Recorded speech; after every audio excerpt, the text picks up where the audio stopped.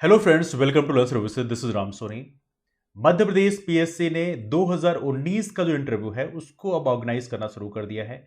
Forest services के interviews के लिए इन्होंने डेट जारी कर दी है और इनका इंटरव्यू ऑर्गेनाइज किया जाएगा मार्च 29 को। 29 मार्च 2022 को फॉरेस्ट सर्विसेज के इंटरव्यू ऑर्गेनाइज किए जाएंगे।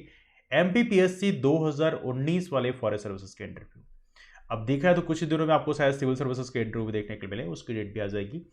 अब यहां पर देखा जाए तो कुछ जनरल फैक्ट्स की यदि हम बात करें, क्या क्या फैक्ट्स इन्होंने दिए हुए हैं, तो ऐसा कुछ खास नहीं दिया है। सहायक वन संरक्षक की पोस्ट है, जिसे बोलते हैं assistant forest conservator, ACF, assistant conservator forest. ACF की पोस्ट होती है जो कि 5400 ग्रेड पे की होती है। ऑब्वियस सी बात है, one of the best post. इसमें कुल 6 पोस्ट हैं जिनके लिए वैकेंसीज आई थी और यहाँ पर रिजल्ट्स आपके ऑलरेडी आ चुके हैं। तो यहाँ पे ऐसा कुछ खास नहीं दिया है, ये ज़रूर दिया है कि 29 मार्च 2022 से आपने जो साक्षात्कार पत्र है, इंटरव्यू कॉल लेटर है, उसको आप डाउनलोड कर सकते हैं एमपीपीएससी की वेबसाइट से। ये सारी चीज़ें दी हुई हैं। बाकी साक्षात्कार दिवस को आप प्रातः 10 बजे पहुंचेंगे आयोग कार्यालय में। ये सारी चीज़ यहाँ पे लिखी हुई है, बहुत ज़्यादा यहाँ पे डिटेल्स नहीं दी हुई हैं। यहाँ पे लिखा है अंतिम चयन परिणाम घोषित होने के पश्चात नियुक्ति पूर्व विभाग द्वारा निर्धारित चिकित्सा मंडल द्वारा उम्मीदवारों की ऊंचाई एवं सीने के मापदंड दिए जाएंगे और उम्मीदवारों को श्रवण शक्ति, दृष्टि एवं वन विभाग में बाह्य सेवा, आउटडोर वर्क हेतु न्यूनतम शारीरिक मापदंड का परीक्षण पृथक से किया जाएगा। केवल उक्त परीक्षणों में सफल अभ्यर्थी ही नियुक्ति हेतु पात्र होंगे। तो ये सारी चीज़ यहाँ पे लिखी हुई है, मतलब आपका प्रॉपर तरीके से मेडिकल होगा, जो भी कंडीशन है वो आपको मीट करनी पड़ेगी। ये तो रहा इसके बारे में, लेकिन इंटरव्यू के दौरान आपको कौन सी चीज़ों को ध्यान रखना है, एक दो चीज़ों को हम लोग डिस्कस कर लेते हैं, बिकॉज कुछ चीज़ें यहाँ पर इंटरव्यू के लिए इंपॉर्टेंट है। पहली बात ये कि इंटरव्यू के लिए जो आपने डिटेल्ड एप्लीकेशन फॉर्म भरा है डीईएफ, उसको थोड़ी अच्छी तरह से देख लीजिएगा कि आपने हॉबीज क्या फिल की हैं। बिकॉज देखिए, सिविल सर्विसेज और फॉरेस्ट सर्विसेज के इंटरव्यू में आमतौर पर एक चीज़ इंपॉर्टेंट होती है कि यहाँ पर ह्यूमर बेस्ड क्वेश्चन पूछाते हैं। आपका जो प्रेजेंस ऑफ माइंड है उसको चेक किया जाता है। तो कोशिश करें अपने ह्यूमर बेस्ड क्वेश्चन को थोड़ी तैयार कर रखें। जो पॉसिबल क्वेश्चंस आपसे बन सकते हैं आपके एकेडमिक से जुड़े हुए, यदि आपका परसेंटेज बहुत ज़्यादा है तो भी आपको जस्टिफाई करना सीख लेना है कि आपको क्या रिप्लाई करना है। यदि परसेंटेज बहुत कम है तो भी आपको एटलीस्ट एक रीज़न अपने पास रखना है।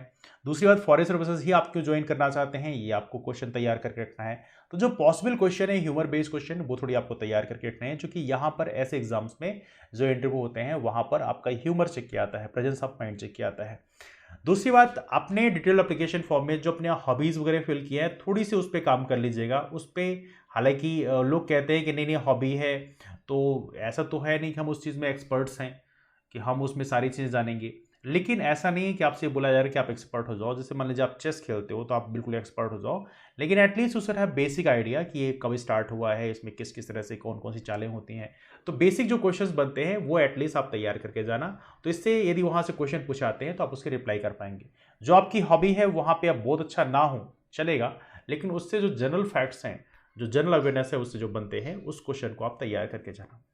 तीसरी बात, कोशिश करना। ये तो दो चीज़ें हो गई। पहली बात तो आपका अपना ह्यूमर डिटेल एप्लीकेशन फॉर्म में काम करना, हॉबी में काम करना। तीसरा इंपॉर्टेंट चीज़ यहाँ पर ये है, कोशिश करना अपना ड्रेसिंग सेंस नॉर्मल रखना, बिल्कुल फॉर्मल करके रखना।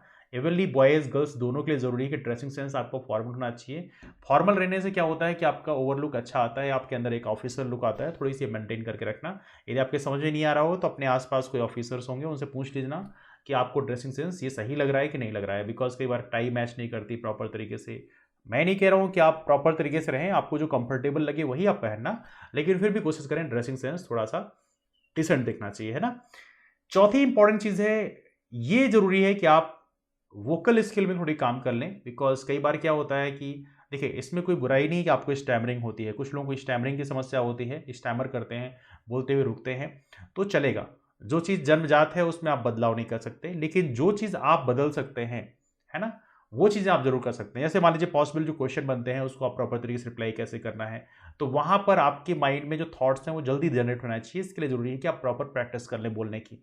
तो यदि आप बोलने की प्रैक्टिस करेंगे किसी रिसेंट टॉपिक में, यदि हम बात करें, यदि मान लीजिए चूंकि फॉरेस्ट सर्विसेज का एग्जाम है, this is like administrative exam, तो यहाँ पे आपसे क्वेश्चन पूछा सकता है। यदि मान लीजिए इंटरनेशनल इशूज में कुछ क्वेश्चन पूछ लिया गया कि चलो ठीक है, रसिया यूक्रेन का जो क्राइसिस है वहाँ पे एक इस मुद्दे पे आप डिस्कस करो, बताओ इस मुद्दे के बारे में आप क्या समझाना चाहते हो, यदि वो जो भी चाहते हैं वो, तो वहाँ पे आपको एटलीस्ट कुछ बेसिक फैक्ट्स आपके पास होने चाहिए। तो ज़रूरी है कि आप करंट अफेयर के लिए तो 2-3 न्यूज़पेपर आप उस दिन का देख के जाना, तो एटलीस्ट आपके पास एक बेसिक आइडिया रहेगी। और कोशिश करना आप करंट अफेयर के एरिया में थोड़ी सी भी से आप काम करना शुरू कर दो।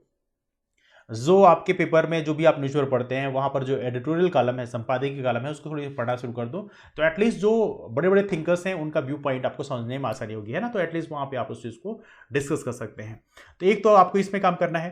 पांचवा इंपॉर्टेंट पॉइंट है कि जो हमारे जो की पोस्ट आपको मिलेगी असिस्टेंट कंजर्वेटर फॉरेस्ट की, हालांकि यहाँ पे रेंजर की पोस्ट मिलती है, लेकिन इस बार जो है एसीएफ की पोस्ट पॉसिबल थी। तो कोशिश करना कि जो वानिकी वाला पोर्शन है, फॉरेस्ट्री वाला पोर्शन है, उसको थोड़ी तैयार करके जाना, और जो रिस्पॉन्सिबिलिटी एसीएफ को मिलती है, रेंजर को मिलती है, उसके बारे में थोड़ा सा स्टडी करके जाना। मैं नहीं कह रहा हूँ कि आपको सारी चीज़ें सीख के जानी है पहले से, बिकॉज आप तो इंटरव्यू आपके बाद में जब ज्वाइनिंग करोगे तो you will get to know about that, जब आप प्रॉपर तरीके से ट्रेनिंग करोगे। लेकिन उसके पहले जो रिस्पॉन्सिबिलिटीज़ होती हैं एसीएफ की या रेंजर की, वो आप थोड़ी सी देख के जाना, तो एटलीस्ट आप जस्टिफाई कर पाओगे। जब आपसे पूछा जाए कि आप रेंजर क्यों बनना चाहते हैं, एसीएफ क्यों बनना चाहते हैं, तो at least you can justify that thing over there, है ना। तो ये कुछ महत्वपूर्ण चीज़ें हैं, 4-5 चीज़ें हैं जिनको आप रफली इसको एटलीस्ट माइंड में माइंड प्रिपरेशन करके रखना। माइंड प्रिपरेशन करने से चीज़ें थोड़ी आसान हो जाती हैं, और बाकी तो आपको इंटरव्यू बोर्ड के सामने ही पता चलेगा चीज़ें क्या कैसे क्वेश्चन पूछे जाएंगे। हालांकि हम प्रयास करेंगे कुछ हमारे जो फ्रेंड्स हैं जो फॉरेस्ट सर्विसेज में ऑलरेडी हैं, उनके इंटरव्यूज़ को हम यहाँ पे अरेंज कर पाएँ, जिससे आपको थोड़ी सी आइडिया मिल जाए कि बेसिकली आपको किस तरह से इंटरव्यू देना चाहिए। तो उसको जरूर हम प्रयास करेंगे कि आने वाले कल में लाया जाए। इसके अलावा हमारे जो नए फ्रेंड्स हैं वो रामसोनी एमपीपीएससी नाम का टेलीग्राम ग्रुप ज्वाइन कर सकते हैं। यहाँ पे क्लासेस की इन्फॉर्मेशन शेयर किया जाती है, जिसके माध्यम से आप लोग जुड़ सकते हैं। और इसके अलावा एमपीपीएससी प्रीलिम्स के लिए ऑलरेडी बैच कोर्स लॉन्च है, तो आप उसको भी ज्वाइन कर सकते हैं। बैच कोर्स काफ़ी किफ़ायती दाम पे है, दैट इज जस्ट 1499 रुपीज़। इतने में आपका प्रीलिम्स का बैच कोर्स लॉन्च है, आप इसे ज्वाइन कर सकते हैं। और मेंस का टेस्ट सीरीज ऑलरेडी लॉन्च हो चुका है। मेंस का टेस्ट सीरीज जो है वो बहुत ही one of the cheapest price में है, 1800 रुपीज़ में आपका मेंस का टेस्ट सीरीज लॉन्च है, जो एमपीपीएससी मेंस के लिए बनाया गया है। तो ऐसी बहुत सारी जो चीज़ें हैं, बैच कोर्सेज हैं आपके लिए लॉन्च किए गए हैं, आप उसको ज्वाइन कर सकते हैं। यहाँ पर इंक्वायरी कर सकते हैं रामसोनी एमपीपीएससी नाम का टेलीग्राम ग्रुप में, तो आपको चीज़ें पता चल जाएंगी। वहाँ पे आपको इन्फॉर्मेशन दे दी जाएगी कि बेसिकली बैच कोर्स में क्या क्या चीज़ें रहेंगी, उसको कैसे आप ज्वाइन करेंगे, सारी प्रोसेस आपको वहाँ बता दी जाएगी। ठीक है, डिस्कशन कहीं से वाइंड अप करते हैं, लेकिन जो नए फ्रेंड्स हैं रामसोनी एमपीपीएससी नाम का टेलीग्राम ग्रुप जरूर ज्वाइन कर लें, क्योंकि वहाँ पे सभी क्लासेस की इन्फॉर्मेशन शेयर की आती है, तो उसके माध्यम से आप उससे जुड़ सकते हैं। तो चलिए मुलाकात करते हैं आप लोग फिर। जो फ्रेंड्स इंटरव्यू दे रहे हैं उनको एडवांस में ऑल द बेस्ट।